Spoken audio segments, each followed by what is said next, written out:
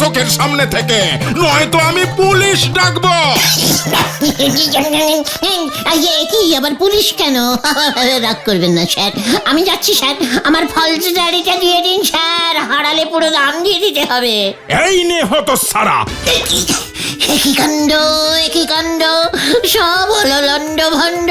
মাথায় উঠেছে দাড়ি, চল রে তাড়াতাড়ি। স্যার কেমন দিল?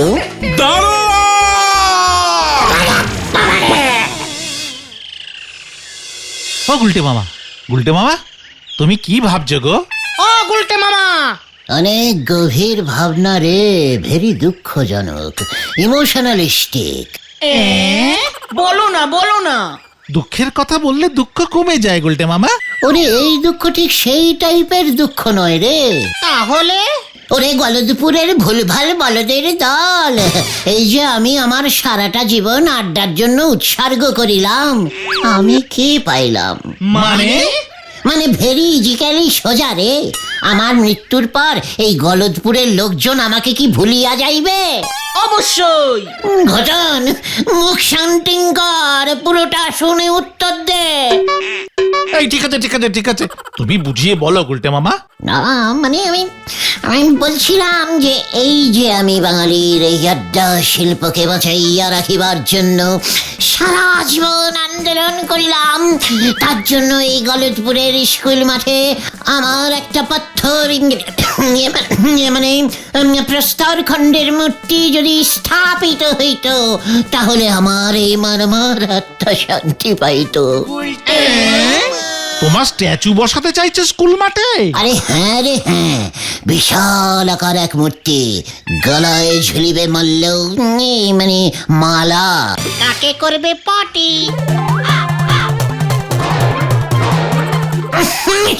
ইস ভেন্ডি, স্ট্যাচু থাকিলে কাক তো ইয়ে করিবেই, কাকের কোনো দোষ নাই, তুই সেই ইয়ে পরিষ্কার করিবি, ইহাই আমার নির্দেশ। ঠিক আছে। দূর, গাছে কাঁঠাল গোপে তেল। তোমার ওই মূর্তি কে আর প্রতিষ্ঠা করবে বলো? সে তো অনেক খরচ। তাছাড়া সারা জীবন আড্ডা মেরেছো বলে তোমার জন্য কেউ এক পয়সাও খরচ করবে না। তুমি কি কিছু আবিষ্কার করেছো নাকি তুমি বিশ্ববিখ্যাত শিল্পী, সাহিত্যিক না কবি? নয়তো সমাজসেবক। কিন্তু একটা বড় কিছু তো করতে হবে গুলটে মামা। ও গুলটে মামা, দুঃখে থম মেরে গেছে। থাম লুচি আর আলুর দম, ট্রেন যায় ঝমাঝম, থম থম থম। নমস্কার। এসব কি বলছো তুমি গুলটে মামা? মনে পড়ে গেছে রে, মনে পড়ে গেছে, আমারও মূর্তি প্রতিষ্ঠার কারণ আছে আছে আছে। কি তুমি কবিতা করে কথা বলছো কেন গুলটে মামা? ওরে ওরে ওরে, আমি তো কবি রে। হ্যাঁ রে গলদপুরের বেরসিক বলদের দল, আমি কবি। তোরা কি আমার শিষ্য হবি? আলবাত, তবে ব্যাপারটা একটু খোলসা করে বলো না গুলটে মামা। হ্যাঁ, তুমি আবার কবি হলে কবে থেকে? সে অনেক অনেক আগে থেকে, অনেক দিনের কথা। আমি তখন থাকিতাম বুড়ো কাসুন্দিপুর নামক এক রাজ্যে। সারাটা দিন একটি বটের গাছের নিচে বসিয়া বলে যাকে বলে কবিতা লিখিতাম।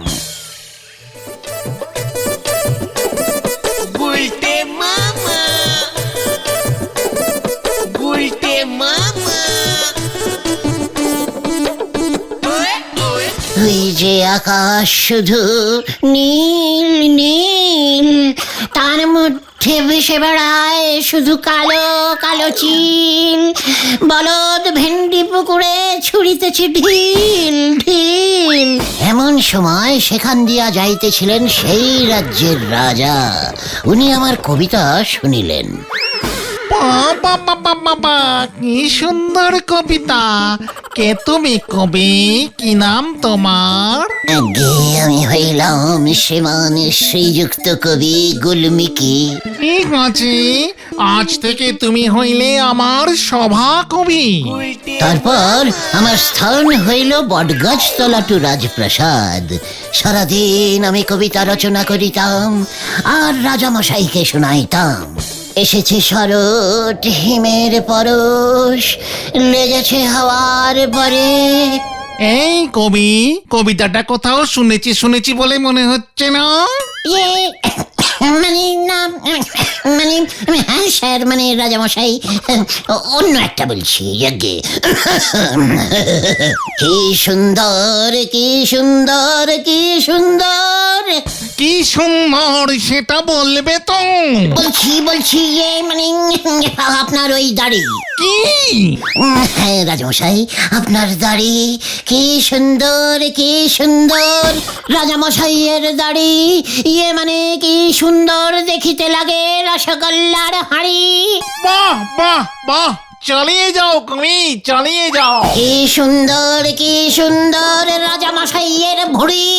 দু হাত তুলে বলো সবাই, মানে বলো হরি, বলো হরি, হরিবল হরিবল, বলো হরি, বলো হরি। হরিবল হরিবল।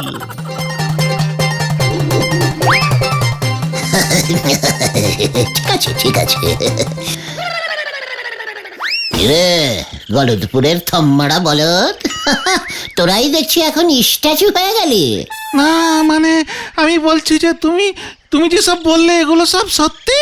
কবির কল্পনা রে, কবিরাজে সব কল্পনায় আলপনা দেয়। আমার ভিতরে গুলমিকি কবি আবার জাগিয়া উঠিয়াছে। আমি কবিতা লিখিয়াই বিখ্যাত হইব, তখন দেখবে আমাকে সবাই বিশ্বকবি, না থাক, মানে বিশ্বকবি তো আছেই, তাহলে আমি হইব ইয়ে মানে আমি হইব সৌরজাগতিক কবি শ্রীমান গুলমিকি। জয় গুলটে মামা কি জয়। কিন্তু এমনি এমনি তো তোমার স্ট্যাচু তৈরি হবে না, তোমাকে তো এই গলতপুরের সবাইকে জানাতে হবে যে তুমি একজন কবি। ঠিক, তবে গলদপুরের সবাইকে জানানোর থেকে নরাকে জানাতে পারলেই অনেকটা কাজ হয়ে যাবে, বুঝেছিস? ওর দোকানে আমার মতো কবি যদি এক কাপ চা খায় না, তখন দেখবি ও জনে জনে বলে বেড়াবে আমার কথা। চলে আয় আমার সঙ্গে।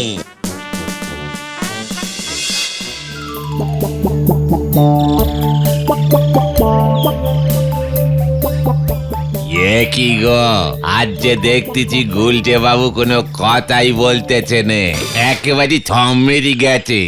ও গুলটে মামা, আবার থম বলেছে। শুরু করো, শুরু করো। থম থম থম, নরা চায় চিনি দিবি কম কম কম। হরি বল, হরি বল। গুলটে বাবু যে কবিতা করে চা চাইতেছে গো। গুলটে মামা তো একজন বিশ্ববিখ্যাত কবি নরদা। হ্যাঁ, গুলটে বাবু এমন থম মারা কবি আবার কবে ঠিকই হলো গো? নরা সাবধান, কবিকে অসম্মান থম মারা বলবি না। 2 চামচ চিনি দিয়ে 1 কাপ চা দিয়ে যা শিগগির। এই যে গুলটে বাবু, আপনার চিনি দেওয়া চা ফুদে খা। আমিও কেমন কবিতা করে দিলাম, ওসব ফুটো কবিতা আমার কাছে ঝেড়ে লাভ নেই গুলটে বাবু। সে আমিও এমন কবিতা ঝরঝর করে বলতে পারি। নরা নরদা নরদা, তুমিও তো জানো না আমাদের গুলটে মামা আগের জন্মে বিশাল বড় কবি ছিল, নাম ছিল গুলমিকি। তাই এ জন্মে কবি গুলমিকি হয়েছে গুলটে, তার কবিতাও গেছে উল্টে। আমিও মনে হয় আগের জন্মে কবি ছিলাম গো পাঁচু ভাইপো। পাঁচু, পাঁচু, নরাকে বলে দে এই গলদপুরে একজনই কবি ছিল, আছে এবং থাকবে, সে হলো এই গুলটে অর্থাৎ গুলমিকি। তালি পরে আমিও আপনারে চা দেব নে, আর কবি বলেও মানব নে। সহ্য হচ্ছে না, পাঁচু চলে আয় তোরা।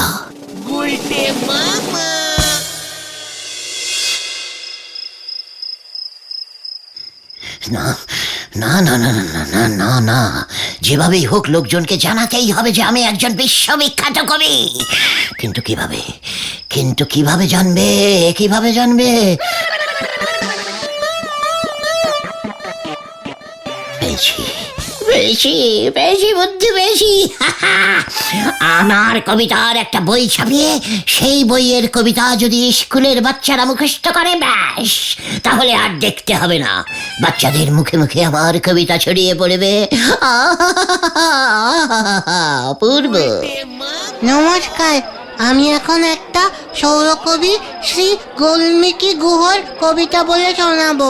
কবিতাটার নাম ব্যাঙাচি। ছি ছি ছি, আমি ব্যাঙাচি ধরেছি, ব্যাঙাচিটার নাম লিখেছি গরম পেঁয়াজি। এই যে বলতো পল্টা, এখানে কবি ব্যাঙাসিটার নাম গরম পেঁয়াজি কেন রেখেছেন?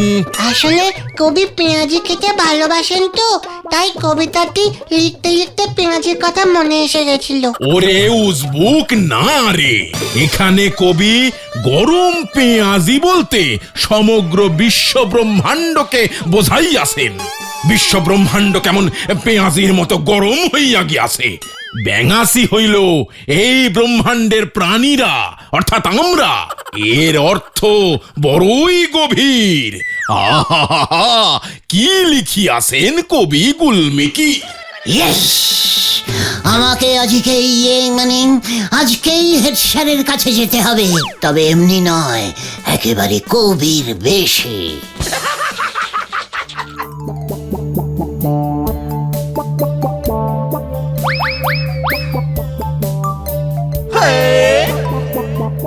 আসতে পারি স্যার? কে? ভিতরে আসুন। নমস্কার শ্রী শ্রদ্ধেয় হেড স্যার মশাই, আমি যে একটু আপনার সাথে কথা বলিতে চাই। আরে উজবুকের দল, বড় উজবুকটা আবার এমন পোশাক পরেছে কেন? কি ব্যাপার, যাত্রা দলে নাম লিখেছো নাকি? না না না না না না না, আগে না স্যার, আমি তো এখন কবি। কি কবি তুই? ওই তুই বের হবি নাকি? একই উত্তেজনা নয়, বড় ভয় হয়। স্যার, আমার কথাটি শুনুন, দয়া করে আমাকে আপনি চিনুন। তোকে আবার চেনার কি আছে রে উজবুক? গলতপুরের তুই বড় উজবুক গুলটে। ওই রকম সং সাজলে কি ভেবেছিস আমি তোরে চিনতে পারবো না? আমারে বিরক্ত করতে স্কুল পর্যন্ত এসে গেছিস, এত বড় সাহস তোদের? না স্যার, ভুল বুঝবেন না, এই জন্মে আমি গুলটে, কিন্তু আগের জন্মে তো আমি ছিলাম কবি গুলমিকি। আমার লেখা পুরনো কবিতাগুলো সব মনে পড়ে গেছে স্যার, তাই স্যার আমি আপনার কাছে এসেছি। বুড়ো কাসুন্দিপুর রাজ্যের রাজার সভাকবি ছিলাম আমি, ওই সময় অনেক কবিতা লিখেছিলাম। ওইগুলো যদি এই জন্মে বই করে ছাপিয়ে বার করে স্কুলের ছেলেপুলেদের পড়তে দেন, ওরা খুব উপকৃত হইত স্যার। কি আমার সঙ্গে মশকরা করার আর জায়গা পাও না উজবুক মরকট? তুমি আগের জন্মে গুলমিকি কবি ছিলে, হত সারা কয়ের পিঠে খ লিখতে পারে না, আর তোমার বই আমি ছাপাবো। এ মা, কেন পারি তো। কয়ের পিঠে খ, নীল ডাউন হা হা হা, প ফ ভ। হত সারা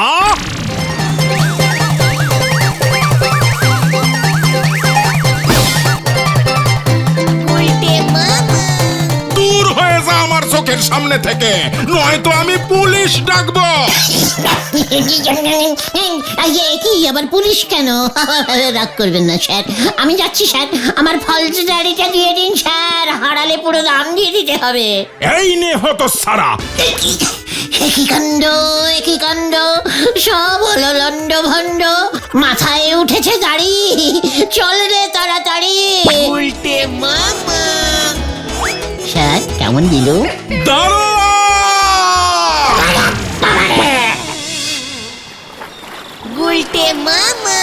এবার কি করবে গুলটে মামা? ওই স্ট্যাচু তৈরির আশা তুমি ছেড়ে দাও। মুখ সামলে কথা বল, স্ট্যাচু আমার তৈরি হবে, আরে সেই স্ট্যাচুতে মাল্যদান করিয়া উদ্বোধন করিবেন আমাদের হেড স্যার নটু বাবু। কিন্তু কিভাবে?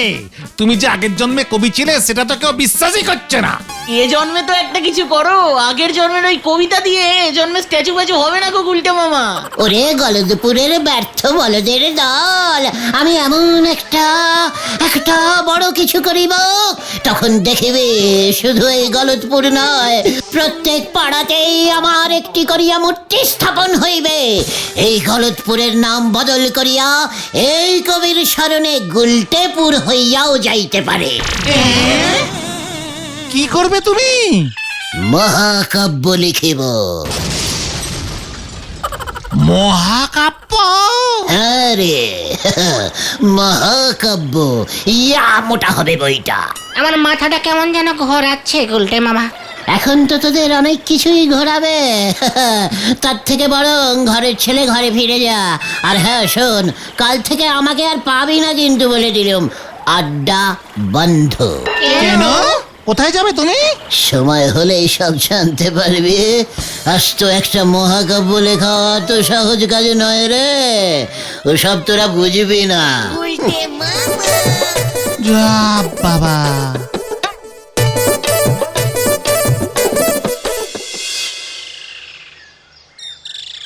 আড্ডায় গুলটে মামা অনুপস্থিত, এটা ভাবাই যাচ্ছে না।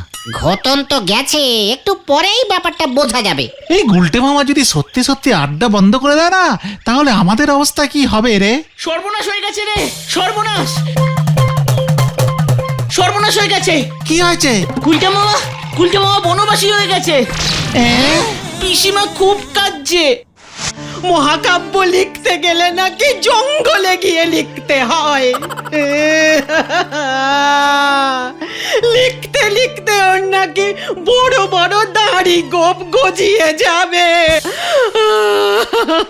বাড়িতে বসেই তো লিখতে পারতো।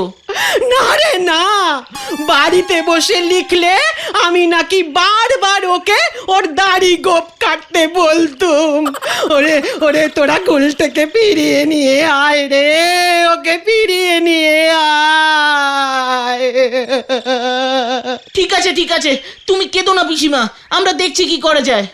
জঙ্গল মানে তো আমাদের নদীর ওপারে তেলাকুচুর জঙ্গল। হ্যাঁ চল তো আমরাও যাই। হ্যাঁ হ্যাঁ, চল চল চল।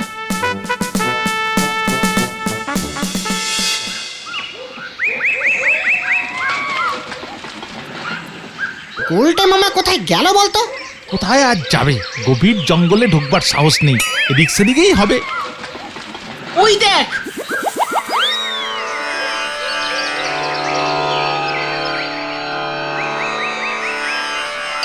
আরে গুলটে মামা গো, ও গুলটে মামা, গুলটে মামা গো, ও গুলটে মামা। গুলমিকে মামা বল, আজ থেকে আমি হলুম ঋষি গুলমিকে। পিসিমা খুব কাঁদছে, বাড়ি চলো। আরে বাড়িতে বসে মহাকাব্য রচনা করবে তুমি? কভি নহি, একদম নয়। ইতিহাস বইতে লেখা রহিবে, এই টালাকুচোর তপবনে ঋষি গুলিমিকি মহাকাব্য লিখিয়াছেন। তোরা পারলে আমার দাড়ি গোপওয়ালা একখানা ছবি তুলে রাখিস, ইতিহাস বইতে ছাপাতে হইবে তো। কিন্তু তুমি এই জঙ্গলে কতদিন থাকিবে?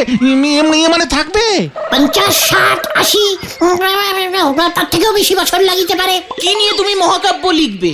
গল্পটা কিসের হবে? ভূতের?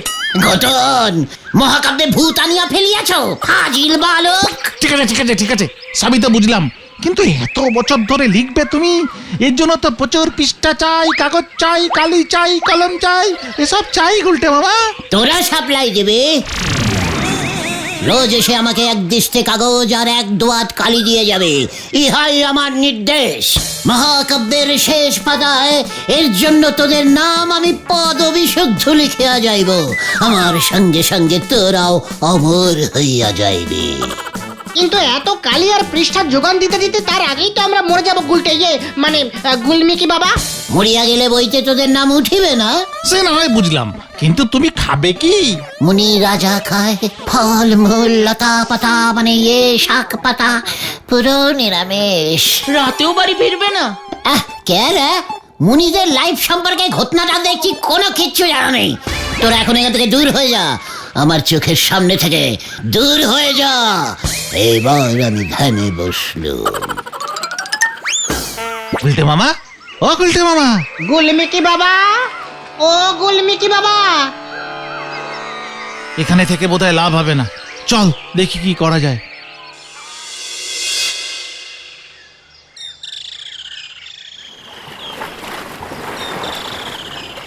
করা যায় বলতো? উল্টে মামা যা খেপেছে, সহজে বাড়ি ফিরবে বলে মনে হচ্ছে না। অন্তত 2-3 দিন তো থাকবেই। জঙ্গলে 2 দিন থাকলে তাহলে গুলটে মামাকে আর দেখতে হবে না। উল্টে মামার ঘাট থেকে কবি হওয়ার ভূত নামাতেই হবে। রাইট, ঠিক বলেছিস। ভূত দিয়েই ভূত নামাতে হবে। মানে শোন তাহলে। এ বাবা, ওহ মাগো, কি কাঁচালে পড়লাম রে ভাই। ওই বলদগুলো যে এত হাই রেটের বলদ সে তো জানতুম না। আর একটু জোর করলেই তো আমি বাড়ি ফিরে যেতাম। আশ্চর্য, শুনলাম পিসমা নাকি কান্নাকাটি করছে। তো এখন আমি নিজে থেকে বাড়ি যাই কি করে? কি যে করি। না না না না না না, কভি নেই, আমি নিজে কিছুতেই বাড়ি ফিরিব না। তাই নাকি? তাহলে তো আমাদের খুব ভালোই হলো। এই কে কে ওখানে? কে? গুলমিকে, কেমন আছিস তুই? কি আশ্চর্য! আপনি কে? আমি তো আগের জন্মে ছিলাম বুড়ো কাসুন্দিপুরের রাজ্যের রাজা, আর এই জন্মে আমি ভূত। তুই ছিলি আমার সভাকবি, মনে পড়েছে গুলমিকি? এই না তো, কই আমি তো আগের জন্মে কিছুই ছিলাম না। মানে আমি তো ঘোড়া ছিলাম মনে হয়। ভুলে গেছি। আমায় ছেড়ে দাও, আমাকে ছেড়ে দাও। না, তোকে আমি নিয়ে যাব, মহাকাব্য লিখবি তুই। আমাকে ছেড়ে দাও, আমি আর মহাকাব্য লিখিব না। আমি বাড়ি যাইব। আমি বাড়ি বাড়ি।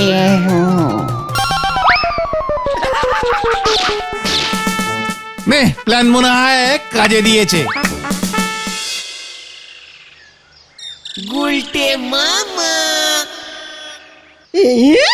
হত ছড়া নাকি সারা জীবন জঙ্গলে থাকবে।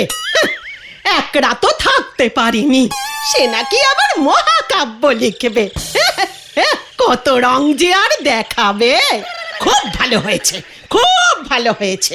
এইবার 10 দিন বিছানাতেই শুয়ে থাকুক, তাহলেই আমার শান্তি। আর কবিতা লিখিব না রে ভাইটুগন।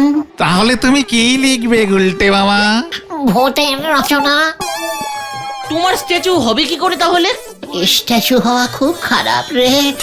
মাথায় কাক পক্ষীতে শুধু ইয়ে করে, ওসব আমার দরকার নেই রে। জয় গুলটে বাবা কি জয়।